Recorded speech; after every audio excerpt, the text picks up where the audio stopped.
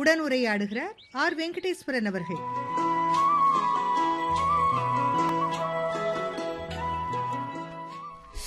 அப்பப்பப்பா, இந்த காட்டுக்கு வரணும்னாவே ரொம்ப கஷ்டமா இருக்கு. வர வர வெயில் வேற ரொம்ப அதிகமா இருக்கு.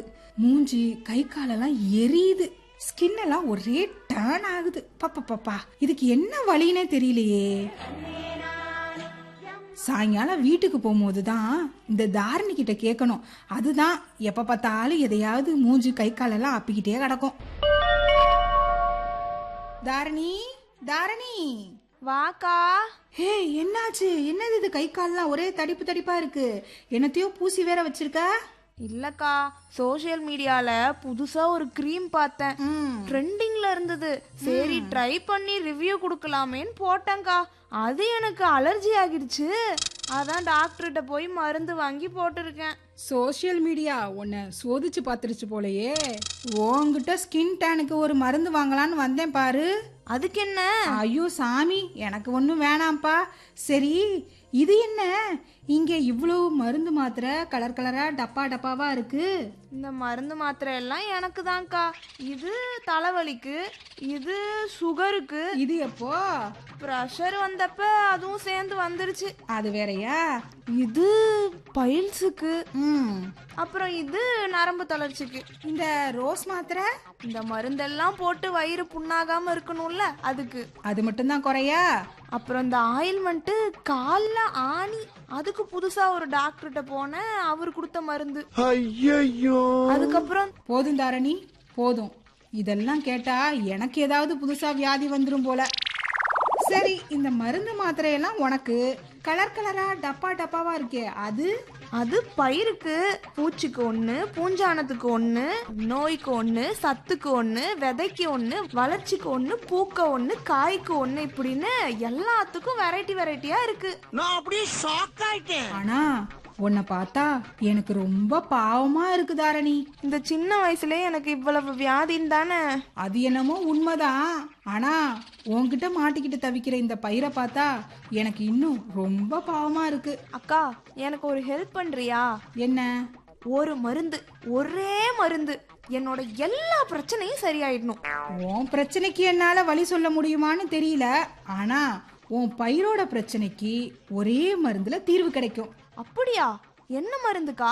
அதான் உயிர் கரைசல். என்ன, இயற்கை உரமா? ஆமா. அட ஏன்க்கா நீ வேற. என்ன வச்சு ட்ரையல் ஏதாவது பாக்குறியா என்ன? ஆல்ரெடி 3 வருஷத்துக்கு மேல ட்ரையல் பார்த்து பல ஆராய்ச்சி பண்ணி இப்ப நிறைய விவசாயிங்க பயன்படுத்தி பயனடைஞ்சிட்டு இருக்காங்க. என்னென்ன பிரச்சனையெல்லாம் அப்படி தீத்துரும்? நீ சொன்னியே, பூச்சி, பூஞ்சானம், சத்து பற்றாக்குறை, பயிர் வளர்ச்சி, சிம்பு வளர, பூக்க, பிஞ்சு பிடிக்க, காய் வைக்க, ஏன் அடிக்கடி உனக்கு வருமே இலைப்பேன் பிரச்சனை, அத கூட கண்ட்ரோல் பண்ணும். இப்படி எக்கச்சக்கமா சொல்லிக்கிட்டே போலாம். ஆனாலும் நீ சொல்றத நம்ப முடியாது. நீ என்னைக்கு என்ன நம்பியிருக்க?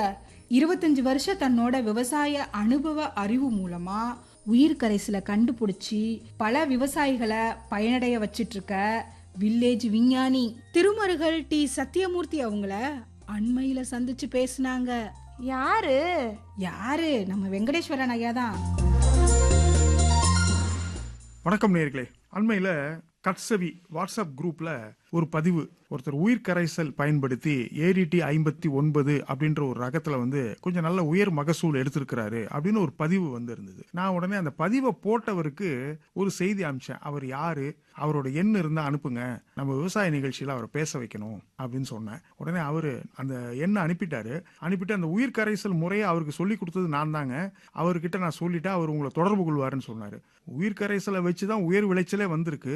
அப்ப அந்த உயிர் கரைசலை சொல்லி கொடுத்தவரே கூப்பிட்டுலாமே அப்படின்னு சொல்லிட்டு தான் இன்னைக்கு சத்தியமூர்த்தி ஐயாவை நிலையத்திற்கு கூப்பிட்டுருக்கிறோம். ஐயா வருக, வணக்கம். வணக்கம். இந்த உயிர் கரைசல் அப்படின்னா என்னன்னு கொஞ்சம் நம்ம நேயர்களுக்கு சொல்லுங்களேன். உயிர் கரைசல் இது நான் ஒரு 25 வருஷமா இயற்கை விவசாயம் பண்ணதுல என்னுடைய அனுபவ அறிவை கொண்டுதான் அது புதுசாக கண்டுபிடிக்கப்பட்டது.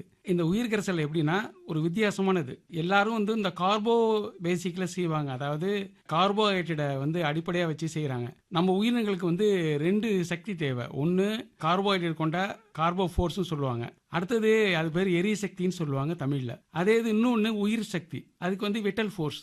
அப்போ வந்து எல்லா சயின்டிஸ்ட்டும் சரி, எல்லா விவசாய வல்லுநரும் சரி, எல்லாருமே என்ன செய்யறாங்கன்னா கார்போபேசிக்லாம் இது வரைக்கும் அந்த நுண்ணுயிர் கரைசல்லாம் கண்டுபிடிச்சிருக்காங்க. அதுல முக்கியமா என்னன்னா கார்போஹைட்ரேட் வந்து அதிகமா இருக்கக்கூடிய இனிப்பு சுவை கொண்ட வெள்ளத்தை நொதிக்க வச்சு அதை வச்சுதான் அவங்க கண்டுபிடிச்சிட்டு இருக்காங்க. பொதுவா பஞ்சகவ்யா, ஆமா, ஜீவாமிர்தம் எல்லாமே அப்படிதான் வரும். வெள்ளம் இல்லாத இருக்காது. ஆமா, ஏன் நம்ம வந்து இதை மாத்தி யோசனை பண்ணக்கூடாது? உயிர் கரைசல்ங்கிறது வந்து உயிர் சக்தியை பயன்படுத்தி நம்ம ஏன் செய்யக்கூடாது அப்படின்னு இது பண்ணப்ப உயிர் சக்திக்கு என்ன பேசிக் அப்படிங்கிறப்ப அதிகப்படியான அமினோ அமிலங்களை கொண்ட ஒரு புரதம் தான், முக்கியமா புரதம் தான். அந்த புரதத்தை அடிப்படையாக கொண்டு நம்ம அந்த உயிர் கரைசலை தயார் பண்ணுவோம். அப்படிங்கிறப்ப புரதங்கள் அதிகமா எதுல இருக்கு அப்படிங்கிறப்ப நிறைய இதெல்லாம் வந்திருக்கு. அதுல தாவர புரதம்னு ஒன்று இருக்கு, விலங்கின புரதம்னு இருக்கு. எப்போதுமே நம்ம 16 வகையான அந்த நுண் உயிர்களுக்கும் அவங்க எல்லாருமே அசைவ பிரியர்கள். அவங்களாம் அசைவத்தை தான் விரும்பி உண்ணக்கூடியவர்கள். சைவம்னா அது வந்து தாவர புரதம், அது வந்து கடலப்புண்ணாக்கில் இருக்கு, பைத்தம்பருப்பு மாவுல இருக்கு. நம்ம அதை வச்சு யூஸ் பண்ணோம்னா சரியா வராது. சரி, நம்ம வந்து விலங்கின புரதத்தை இது பண்ணுவோமே அப்படிங்கிறப்ப மீன் இருக்கு, இறைச்சி இருக்கு, கோழியோடைய முட்டை இருக்கு. சரி, இதுல எதுல அமினோ அமிலங்கள் அதிகமா இருக்கோ அதை நம்ம தேர்ந்தெடுப்போம் அப்படிங்கிறப்ப நான் நெட்ல போய் பார்க்கறப்ப முட்டையோட இதுல தான் அதிகமான அமினோ அமிலங்கள் இருந்துச்சு. நமக்கு தேவையான 10 அமினோ அமிலங்கள்ல 9 வகையான அமினோ அமிலங்கள் முட்டையில மட்டும்தான் இருந்துச்சு. ஏன் நம்ம முட்டையை பயன்படுத்துறோம்னு சொல்லி முட்டையை பயன்படுத்தி தான் முதல்ல பண்ணேன். அந்த முட்டையை உடச்சி இது பண்ணிட்டு ஓடத்துக்கு வெளியில போட்டுருவேன். அதை வந்து ஒரு 6 நாள் வரைக்கும் கலக்கிட்டு 7ஆம் நாள் அதை யூஸ் பண்ணி பார்த்தேன். மஞ்சக்கரு வெள்ளைக்கருவோட சேர்த்து. அப்போ எத்தனை முட்டை எடுத்துப்பீங்க? 2 முட்டை தான் எடுத்துக்கிறேன். முதல்ல 4 முட்டை எடுத்தேன். அது வந்து கவுச்சி வேகம் அடிச்சுது. கவுச்சி வேகம் அடிக்குதுங்கிறப்ப ஒரு புரிதல் கிடைச்சிது. கவுச்சி வேகம் வந்துச்சுன்னா நுண்ணுயிர்கள் வந்து நம்ம அதிகமான உணவு கொடுத்துட்டோம், அது உறங்கு நிலைக்கு போயிடும். உறங்கு நிலைக்கு போயிட்டுனா அது வேலை செய்யாது, செயல்பாடு இருக்காது, செயல்திறன் குறைஞ்சிரும். ஆமா, நிச்சயமாக குறையும். 2 முட்டை எடுத்துக்கிறீங்க. ஆமா, அதை எதுல கலப்பீங்க? முக்கியமா இதுக்கு இடுபொருள் வந்து சாணம், கோமியம், முட்டை, அவ்வளவுதான். சார்பு உள்ள விவசாயிகள் வந்து அவங்க வீட்டில் வளர்க்கக்கூடிய விலங்குகள் தான் எடுக்கணுங்கிறது என்னுடைய நோக்கம். இன்னொன்னு, இந்த கரைசல் வந்து எப்படின்னா எல்லா கரைசலையும் உள்ளடக்கிய ஒரே இதாக கொண்டு போகணும். அது கொஞ்சம் கஷ்டம் தான். 2019 ஆரம்பிக்கப்பட்டு 2023 தான் சக்சஸ் ஆனது. அது மாதிரி வர்றது கஷ்டம். ஏன்னா பஞ்சக வேலை சிலது நல்லா வேலை செய்யும், ஜீவாமிர்தம் சிலதுல வேலை செய்யும். அது மாதிரி ட்ரைகோடர்மாவிரிடிஸ்ங்கிறது பூச்சி தாக்குதலுக்கு இதாகும். சூடோமோனஸ்ங்கிறது வந்து ஃபங்கஸை வந்து கண்ட்ரோல் பண்றது. இதையெல்லாம் ஒரே கரைசல்ல கொண்டு வரணும். இதுக்கு முதல்ல ஆங்கிலத்தில் வந்து பாலிகிரஸ்ட்னு வச்சேன். பல்முனை நிவாரணி அப்படிங்கிறதுக்கு பாலிகிரஸ்ட்னு சொல்லுவாங்க, வச்சேன். ஆனா நான் அந்த உயிர் சக்தியை பயன்படுத்திய காரணத்தினால அதுக்கு நான் உயிர் கரைசல் பேர் வச்சிருக்கேன்.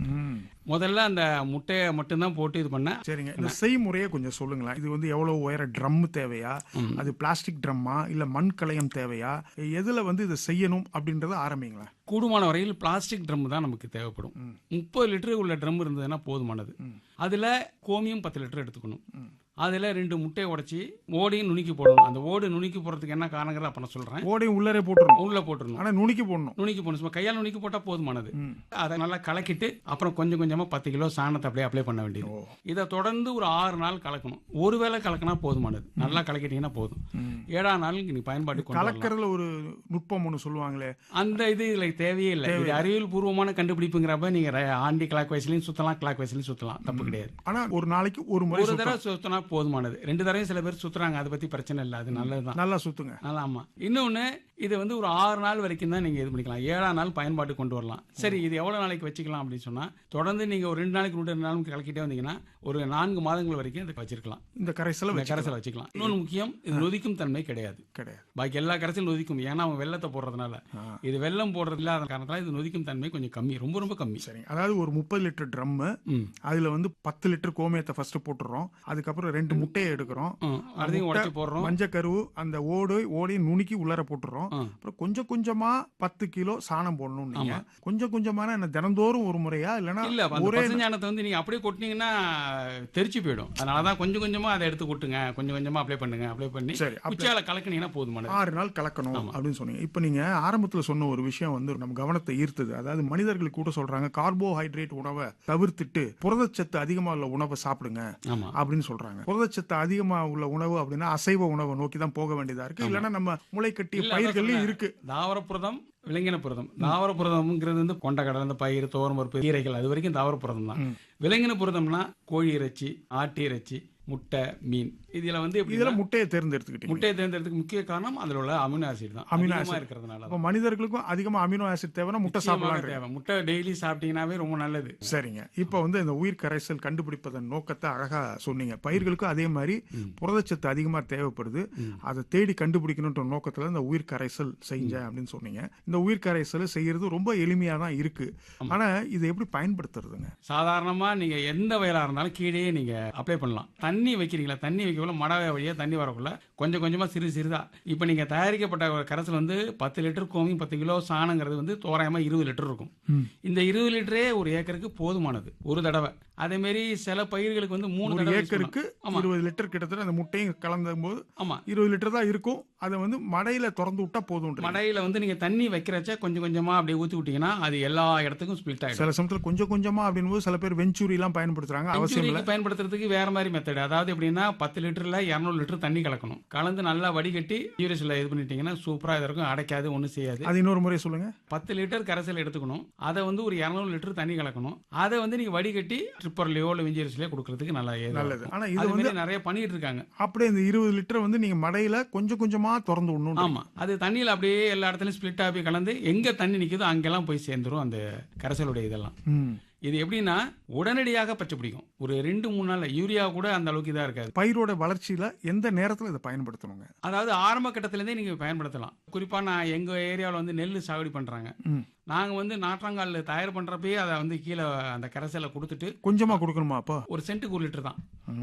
10 சென்ட்டுக்குன்னா 10 லிட்டர். அதை அப்படியே தெளிச்சிட்டு அதை உழவு ஓட்டிட்டு அதுல நெல்லை நாங்க தெளிப்போம். விதை நெல்லை தெளிப்பதற்கு முன்னாடி 1 சென்ட்டுக்கு 1 லிட்டர் 1 லிட்டர் அப்படியே ராவா தெளிக்கணும். அந்த இதுல தெளிச்சிட்டு நீங்க உழவு ஓட்டிட்டு அதுக்கப்புறம் தண்ணி எல்லாம் கலக்க வேண்டாம். நாத்தாங்கால சேரோட தானே இருக்கும். அதை நீங்க கலக்கிறீங்களா மண்ணோட மண்ணா கலந்துரும். அது என்ன ஆகும்னா நல்ல ஒரு திடமானதா இருக்கும். பூச்சி நோய் தாக்குதல் வராது. நாத்து திடமா இருக்கு, பூச்சி தாக்குதல் இல்ல. பூச்சி தாக்குதல் வராது. முக்கியமா இந்த இலைப்பேன்லாம் இந்த வரும். இலைப்பேன்கிறது வந்து நீங்க இது வரைக்கும் ஆர்கானிக் லிக்விட்ல அவ்வளவு சீக்கிரம் கண்ட்ரோல் ஆகாது. என்னுடைய கரைசல் மட்டும்தான் இப்போதைக்கு கண்ட்ரோல் ஆகிருக்கிறதா கிட்டத்தட்ட எனக்கு தெரிஞ்சு ஒரு 15-20 விவசாயி சொல்லிட்டு இருக்காங்க. சூப்பரா இருக்கு உங்க தான் அப்படின்னு. இது வந்து நாத்து தயாரிக்கிற நேரத்துல கொஞ்சம் கொடுக்குறீங்க. 1 சென்ட்டுக்கு 1 லிட்டர். ஆமா, இதை கொடுத்துட்டு நீங்க நாத்தை கொஞ்சம் இது பண்ண அப்புறம் 7ஆம் நாள் ஒரு வாட்டி மேல ஸ்ப்ரே பண்ணணும். அப்ப என்ன ஆகும்னா இலைப்பேன் வர்றதெல்லாம் தடுக்க வர்றதுக்கு அது வந்து 1 லிட்டர் கரைசலுக்கு 20 to 30 லிட்டர் வரைக்கும் தண்ணி கலக்கலாம். கலந்து நல்லா வடிகட்டி ஸ்ப்ரேயர்ல ஊற்றி அடிக்க வேண்டியதான். இது அடுத்தது வந்து நீங்க கடைசியா நீங்க பறிக்கிறவங்க சில பேர் வந்து 15ஆம் நாள் பறிப்பாங்க, 20ஆம் நாள் பறிப்பாங்க, 30 நாள் பறிப்பாங்க. பறிக்கிறதுக்கு முதல் நாள் இந்த கரைசலை இதே மாதிரி 1 லிட்டர் கரைசலுக்கு 20 to 30 லிட்டர் வரைக்கும் தண்ணி கலந்து வடிகட்டி நீங்க அதை ஸ்ப்ரே பண்ணீங்கன்னா அது இன்னும் நல்லா திடகாத்திரமா போய் அந்த நாத்து போனதுமே உங்களுக்கு நல்லா பிடிக்கும். நல்லா சிம்பு வெடிக்கும். இதா இருக்கும். இப்ப நாத்தாங்கால் முடிஞ்சிருச்சு. நடவு வயல் அப்படின்னா ஒரு ஏக்கருக்கு வந்து 20 to 30 லிட்டர் வரைக்கும் யூஸ் பண்ணலாம். அது எப்படின்னா இந்த கடைசி சேடு ஓட்டுவான்னு சொல்லுவாங்க, உழவு ஓட்டுவாங்க. அப்ப என்ன செய்யறதுனா அதுக்கு முன்னாடி தெளிச்சிட்டு உழவு ஓட்டிட்டு இதை நடவு போட வேண்டியது. நடவு போட்டுட்டு 20 நாள் கழிச்சு மறுபடியும் களை எடுப்பீங்க. அப்போ ஒரு வாட்டி என்ன செய்யறது, தண்ணியில தான் கொடுக்குற மாதிரி இருக்கும், வாசனை இல்ல. ஆமா, அது 20 to 30 லிட்டர். அதுல இருந்து இன்னொரு 20 நாள் கழிச்சு 20 to 30 லிட்டர் கொடுத்தா போதுமானது. இதே மாதிரி கொடுத்துட்டு இருந்தீங்கன்னா நீங்க ரசாயன உரத்தை சுத்தமாவே அவாய்ட் பண்ணிக்கலாம். இயற்கை இடுபொருள் வேற எதுவுமே தேவையில்லை. எதுவுமே எல்லா கரைசலும் ஒரே இதுல கொண்டு வந்துட்டேன். பூச்சியை கட்டுப்படுத்துறதுக்கு வந்து 5 இலை கரைசல்னு சொல்றாங்க. எதுவுமே வேண்டில. இது ஒண்ணு இது பண்ணாலே போதும். இதுல கோமியம் இருக்கு, சாணம் இருக்கு, வேற எதுவுமே கிடையாது. நான் கொடுக்கக்கூடிய முட்டை வந்து அந்த 2த்துக்கும் உணவா தான் கொடுக்குறேன். முட்டைங்கிறது உணவு. அதுக்கு நல்லா ஒரு சக்தி வாய்ந்த ஒரு இதா ஒர்க் அவுட் ஆகும், நல்லா இதாகும். அதுதான் நீங்க ஃபங்கிசைடு வந்துச்சுன்னா கூட இதை தான் அடிக்கணும். பெஸ்டிசைடு வந்தாலும் இதான் அடிக்கணும். பயிர் வளர்ச்சி குண்டியா இருந்தாலும் இதான் அடிக்கணும். அடுத்து சிம்பு வளரலையா, இது நீங்க அடியில கொடுத்துட்டீங்கன்னா சிம்பு பக்காவா வரும். ஒவ்வொரு சிம்புலையும் கதிர் வரும். அதற்கு வந்து எங்களுடைய விவசாயி ஒருத்தர் திருக்காட்டுப்பள்ளியில தனபாலன் ஒருத்தர் இந்த வருஷம் 39 மூட்டை எடுத்திருக்காரு ஒரு ஏக்கர்ல, 60 கிலோ மூட்டையில. அவர் இதுல வந்து ஒரு அதிசயம் என்னன்னா எல்லா தூர்லயும் கதிர் வந்தது. கதிர் எப்படின்னா நல்லா வாலிப்பா வந்துச்சு. அது அவரே சொல்லியிருக்காரு. இன்னொரு விவசாயி அவர் பேர் முருகேசன், அவர் வந்து திருவிடை மருதூர். அவர் கிட்டத்தட்ட ஒரு ஏக்கருக்கு 3000 கிலோ எடுத்திருக்காரு மகசூல். இது அந்நியில் நாமக்கல் டிஸ்ட்ரிக்ட்ல ராஜமணிக்கன் ஒரு விவசாயி வெங்காயத்துல வந்து 1.5 டன் கூடுதலா எடுத்திருக்காரு. வெங்காயத்துக்கு இது கொடுக்கலாம். சூப்பரா எல்லா பயிருக்கும் அட்டகாசமா கொடுக்கலாம். அருமையா இருக்கும், நல்லா வேலை செய்யும். இப்போதைக்கு ஈரோடு மாவட்டத்துல என்னுடைய இது நல்லா வேலை செய்யுது. என்ன காரணம்னா அவங்க மஞ்சள் அதிகமா சாவடி பண்றாங்க. மஞ்சளுக்கு கொடுக்குறப்ப மஞ்சளுடைய இது திரைச்சியா நல்லா கலரா வருது, வெயிட் கூடுதலா இருக்கு. அதே மாதிரி அவங்க தென்னம்பிள்ளைக்கும் யூஸ் பண்றாங்க, வாழைக்கும் யூஸ் பண்றாங்க. இன்னும் காய்கறிகள்லாம் நிறைய பேர் பண்ணியிருக்காங்க. நிறைய விவசாயிகள் எனக்கு பாசிட்டிவா தான் சொல்றாங்க. சிலது பேர் தான் சந்தேகம் கேட்பாங்க எப்படி பண்றது என்னங்கிறது. பாக்கி எல்லாரும் என்ன சொல்றாங்க, உங்களது நல்லா இருக்கு. ரொம்ப எளிமையான ஒரு முறையா தான் இருக்கு. உங்களை பத்தி ஒரு அறிமுகம் சொல்லுங்க. ஏன்னா சத்தியமூர்த்தி அவர் வந்து உற்பத்தி செய்யக்கூடிய உயிர் கரைசல் பத்தி ஒரு நல்ல அறிமுகம் கொடுத்தாரு. இப்போ உங்களை பத்தி ஒரு அறிமுகம் சொல்லுங்களேன். என்னுடைய பெயர் சத்தியமூர்த்தி. நாகப்பட்டினம் மாவட்டம் திருமருகல் பகுதியில் வசிக்கிறேன். அதாவது பிஎஸ்சி வந்து 1 வருஷம் தான் படிச்சு முடிச்சேன். எங்களோட குடும்ப சூழ்நிலை காரணமாக நான் கடைக்கு வந்துட்டேன். என்ன கடை மளிகை கடை வச்சிருக்கீங்க? மளிகை கடை. ஆமா, எனக்கு வந்து மளிகை கடையில் வந்து மத்தியானம் 1:30 மணிலேருந்து 4 மணி வரைக்கும் ரெஸ்ட். கடை பூட்டிடுவோம். அந்த நேரங்களில் தான் நான் இந்த மாதிரி இந்த உயிர் கரைசல் ஆராய்ச்சி எல்லாம் செய்யறதா? இந்த ஆராய்ச்சி செய்யணும்னு எப்படி ஆர்வம் வந்ததுங்க? ஏன்னா விவசாயத்துக்கு எப்படி ஈடுபட்டீங்க? ஏன்னா மளிகை கடை வச்சிருக்கீங்க, அதுலயே முழு நேரம் வேலை இருக்கும். முதல்ல நம்மாழ்வார் எங்க ஊருக்கு வந்து என்னை வந்து பார்க்கணுன்னாரு. அவ்வளோ பெரிய மனுஷன் நம்மளை பார்க்கணுமா, நானே போய் வர்றேன் அப்படின்னு சொல்லி அவர் ஒரு கல்யாண மண்டபத்தில் இருந்தார். போய் பார்த்தேன். அவர் வந்து நிறைய எனக்கு அட்வைஸ் சொன்னார். அதன்படி தான் நான் வந்து இயற்கை விவசாயத்துக்கு நான் வந்திருக்கேன். இன்னொன்று, இந்த திருச்சி வானிலை நிலையத்துக்கு வந்ததுக்கு முக்கிய காரணமே நான் அதை பெருமையாக கருதுறேன். ஏன்னா இந்த உயிர் கரைசலை முத கண்டுபிடிக்கப்பட்டு அதை நான் ஆய்வுக்கு அனுப்புறப்ப அதில் வந்து நைட்ரஜன் வந்து 64 இருந்துச்சு, பாஸ்பரஸ் வந்து வெறும் 0.08 தான் இருந்துச்சு, பொட்டாஸ் வந்து 68 இருந்துச்சு, 0.68 இருந்துச்சு. இதில் என்னன்னா பாஸ்பரஸ் வந்து ரொம்ப கம்மியாக இருக்கு, என்ன செய்யலாம் அப்படிங்கிறப்ப யோசனை பண்ணிட்டு இருக்கல. ரொம்ப நாள் நான் அதை வந்து அப்படியே திங்க் பண்ணிகிட்டே இருந்தேன். திடீர்னு எனக்கு யோசனை வந்தது.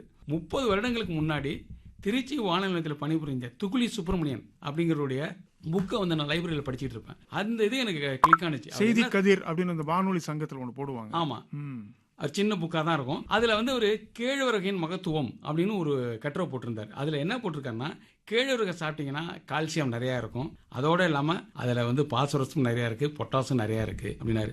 எப்போதுமே கால்சியம் எங்கே இருக்கோ அங்கே பாஸ்பரஸும் இருக்கும், பொட்டாசும் இருக்கும் நிச்சயமாக அப்படின்னு அந்த ஒரு கருத்து மட்டும் தான். அப்பதான் முட்டையும் அது அந்த கருத்தை எடுத்த பிறகுதான், ஆகா நம்ம முட்டையோட ஓடை தூக்கி வெளியில போட்டு தப்பு, முட்டை ஓட்டுல கால்சியம் இருக்கு, அப்ப எந்த இடத்துல கால்சியம் இருக்கோ அங்க பாஸ்பரஸும் இருக்கும், பொட்டாசும் இருக்கும்னு துகுலி சுப்பிரமணியன் சொல்லியிருக்காரு. அங்கதான் பொறி தட்டிருச்சு. ஆமா, ஏன் நம்ம இந்த முட்டை ஓட வெளியில போட்டதை நம்ம உள்ள போட்டு நம்ம இது பண்ணக்கூடாது அப்படின்னு சொல்லி முட்டை ஓடையும் அதுல நுணிக்க போட்டேன். அதை வந்து நான் ஆய்வுக்கு அனுப்புனேன். 1.5 மாசம் கழிச்சு ரிசல்ட் வந்தது.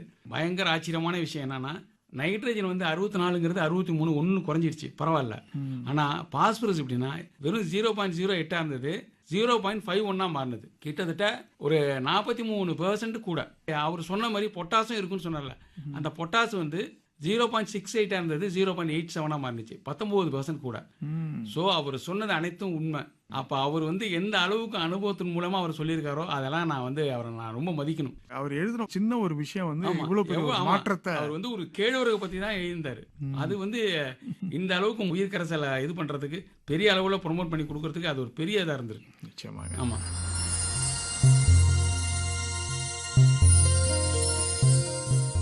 இயற்கையோடு இணைவோம் தொடரில் நேயர்கள் கேட்டுக்கொண்டிருப்பது திருமருகல் டி. சத்தியமூர்த்தி அவர்களின் உயிர் கரைசல் குறித்த தகவல்களை. அக்கா, இந்த இரு வாரேன். எங்க போற? அதான் பிரேக் விட்டாங்கல்ல. ஆமா, இது 3 மணி நேரம் சினிமா பாரு, 1/2 மணி நேரம் உனக்கு பிரேக் கொடுக்க. இது ரேடியோ நிகழ்ச்சி, விட்ட இன்ஃபர்மேஷன் மிஸ் ஆயிடும், பாத்துக்கோ. எப்ப விவசாயத்துக்கு வந்தீங்க? இயற்கை விவசாயம் தானே ஆரம்பிக்கும் போதே இயற்கை விவசாயம் ஆரம்பிச்சீங்க? நான் முதல்ல வந்து ஃபெர்டிலைசர் யூஸ் பண்ணி தான் இது பண்ணிட்டு. எந்த ஆண்டு விவசாயம் பண்ணீங்க? அது கிட்டத்தட்ட ஒரு 25 ஆண்டுகளுக்கு முன்னாடி. அதற்கு பிறகு நம்மாழ்வார் பார்த்த பிறகு எல்லாமே நான் இது பண்ணேன். எவ்வளவு பரப்பளவுல விவசாயம் பண்ணிட்டு 5 ஏக்கர் பண்ணிட்டு இருக்கேன். ஆரம்பத்துல இருந்து 5 ஏக்கர். ஆரம்பத்துல எல்லாம் நான் வந்து முதல்ல அமுத கரைசல் அடிச்சேன், அப்புறம் பஞ்சகாவியா யூஸ் பண்ணேன், இதை அடுத்து ஜீவாமிரதம் யூஸ் பண்ணேன், மீன் அமிலமும் யூஸ் பண்ணியிருக்கேன், முட்டை அமிலம்னு சொல்லுவாங்க, அது யூஸ் பண்ணியிருக்கேன். ஆனால் எல்லாமே அடிச்சும் எனக்கு அது திருப்தியா இல்லாத இன்னொன்று, காசு கூட போகுது. ஒரு தற்சார்பு உள்ள விவசாயி வந்து காசே செலவு பண்ணக்கூடாது. இடுபொருள் செலவை குறைக்கணும், சுத்தமாகவே குறைக்கணும், பூஜ்ஜியமாக்கணும். ஆமா, பூஜ்ஜியமாக்கணும், 0% அப்படிங்கிறது எனக்கு அந்த அப்பயே நோக்கம் வந்துருச்சு.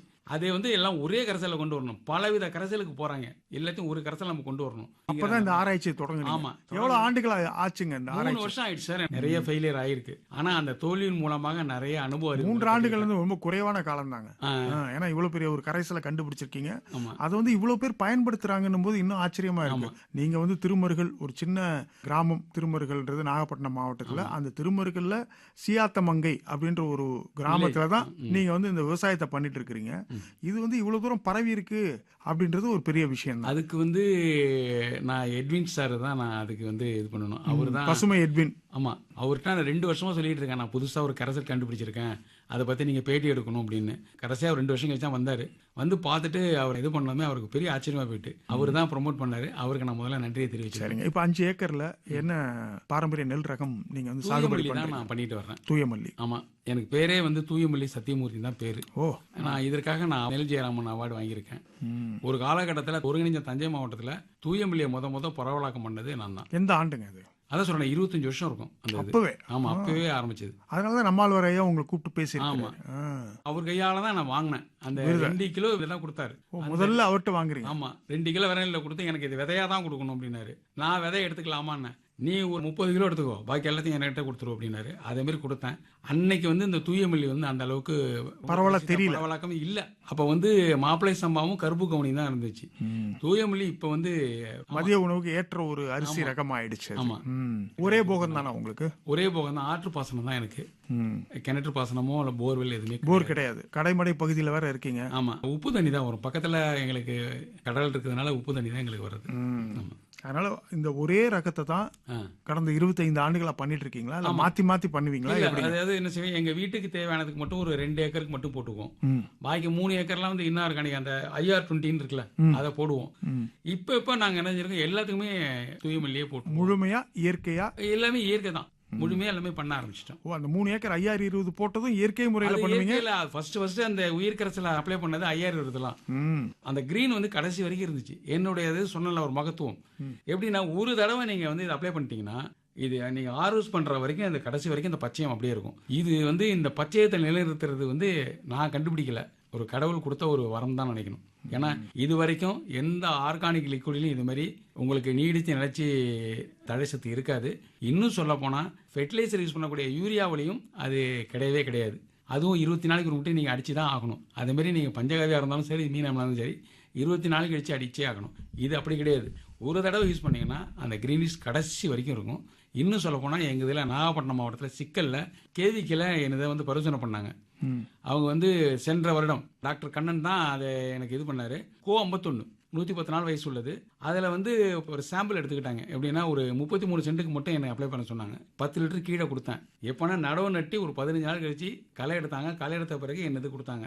யூரியா அடிக்கணுமான்னு கேட்டார். எதுவுமே அடிக்க வேணாம், ஒன்றும் பண்ண வேணாம், மருந்து அடிக்க வேணாம்னு கரெக்டாக அவர் நினைச்சிருக்காரு. அந்த இதை கொடுத்துட்டு 3ஆம் நாள் பச்சை வந்துச்சு.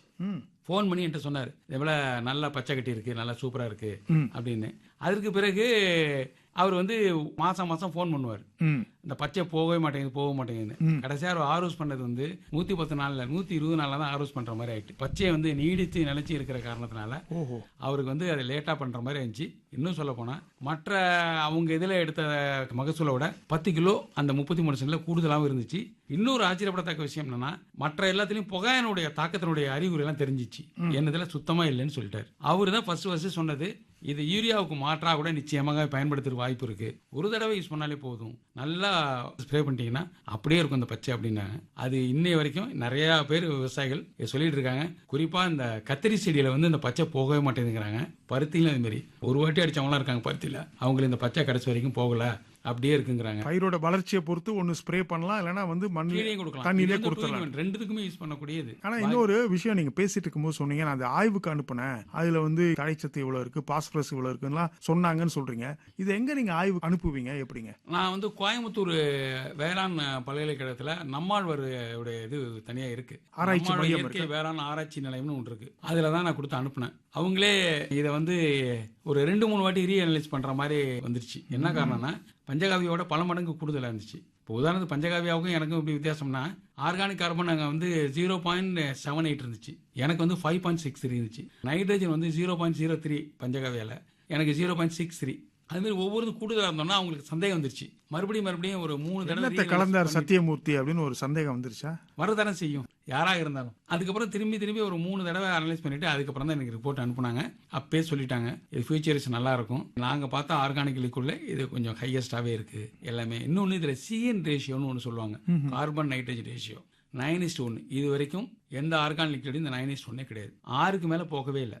இதனுடைய இது என்னன்னா, இந்த CN ரேஷியோ இருந்துச்சுன்னா பூ நிறைய பூக்கும், ஒரு பூ கூட கீழே உதிராது. எல்லாமே காய் கனிகளாக உருவாக்கும். அப்ப மாமரத்துக்கெல்லாம் கூட பயன்படுத்தலாம், நிச்சயமா பயன்படுத்தலாம். பூ பூக்கலைன்னா இது நீங்க அடிச்சீங்கன்னா உடனே பூ பூக்கும். ஸ்ப்ரே பண்ணுவோம். கீழேயும் கொடுக்கலாம். பொதுவா நீங்க சொல்ற கணக்கு பாத்தீங்கன்னா ஸ்ப்ரேக்கு 1 லிட்டர் இந்த உயிர் கரைசல்னா 20 லிட்டர் 20 தண்ணி 30 லிட்டர் வரைக்கும் கலக்கலாம். வடிகட்டி ஸ்ப்ரே பண்ண ஸ்ப்ரே பண்ண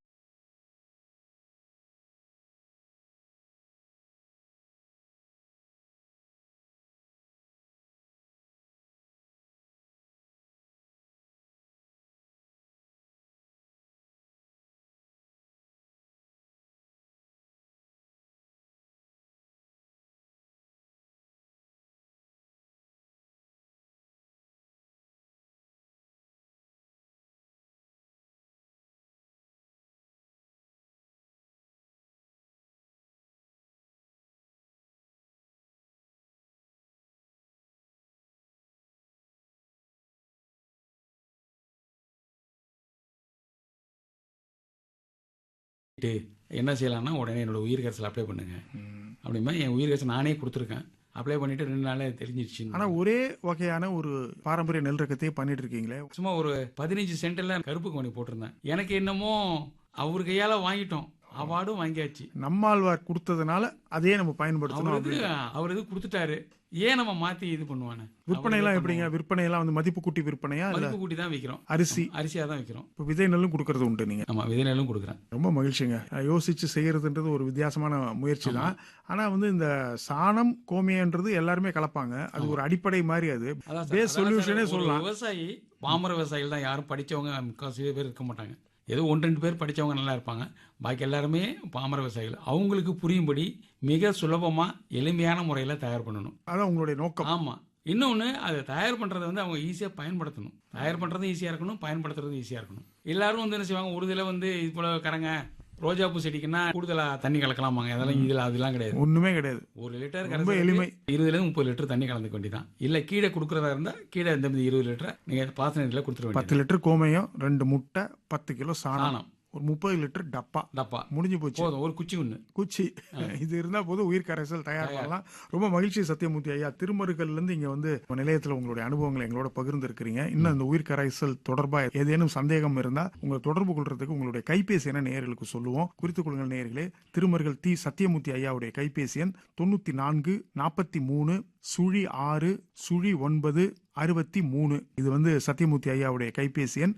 மீண்டும் ஒரு முறை 94 43 06 09 63. இப்ப வேற ஏதேனும் ஆராய்ச்சிகள் போயிட்டு இருக்கா? இல்ல சார், போதும். இதற்கு மேல யாராவது இதையே நீங்க டெவலப் பண்ணி கொண்டு போகலாம் அப்படின்னா போகட்டும். சர்வரோக நிவாரணி. ஆமா, இது மாதிரி பாலிகிரஸ்ட்ங்கிறது வந்து நீங்க சொல்ற மாதிரி தான், பல்முனை நிவாரணி சொல்லுவாங்க. அதை பல்முனை நிவாரணி. நம்ம உயிர் சக்தியை பயன்படுத்தினால அது வேண்டாம், உயிர் கரைசல் பேர் வச்சுக்கணும், உயிர் கரைசல் பேர் வச்சேன். ரொம்ப நன்றிங்க.